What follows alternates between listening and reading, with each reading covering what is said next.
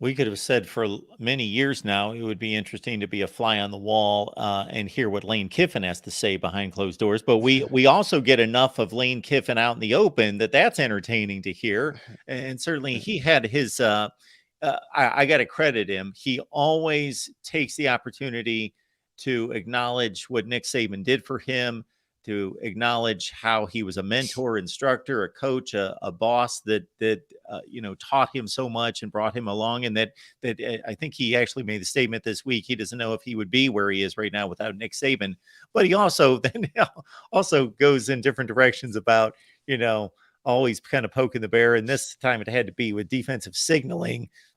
And whether those responsibilities are still Kevin Steele's in terms of the play calling or Tavares Robinson. And Nick Saban, I guess, cleared that up. Now, one thing about Lane Kiffin, he doesn't want anybody poking at Nick Saban unless it's him. That's Lane Kiffin. He wants nobody else rubbing shoulders at Nick Saban unless he's the one doing it. And I guess that's why people have this admiration or love or just jokingly that they love the comedy that is Lane Kiffin, whether it's on the sideline, whether it's on social media, regardless of where it is. Now, Coach Saban did address that. The defense is Kevin Steele's. He's the one making the calls. He's the one giving the signals, but there are other defensive coaches on the staff that help out.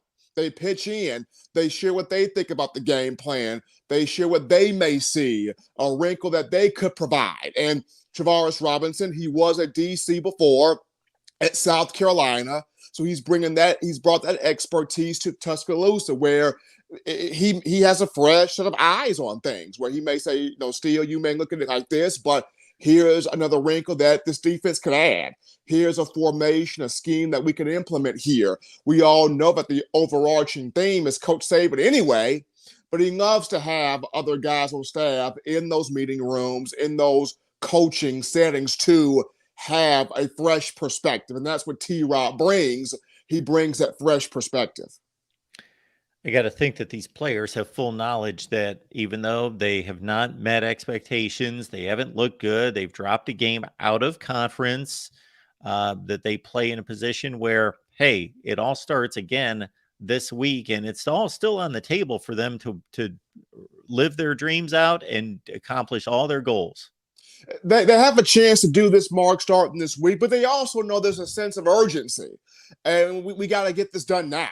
All the sputtering mental errors that took place on the field in the last 3 games, that has to end against Ole Miss, because you can't give Lane Kiffin extra. It's already as a fight as it is going up against him straight up. So you give him extra, he takes advantage of that. I know, according to the guys in Vegas, Alabama with a 6.5-point favorite in that spread. So, of course, Saban's paying that no type of attention whatsoever. But this week is the week where, if you're an Alabama fan, all you want to see is, okay, has this team put the pieces together to resemble what we thought we were going to see from the jump start of the season? So it starts fresh. It starts new. You have your conference slate in. Fans want to see an exciting Bama take that field under full control here.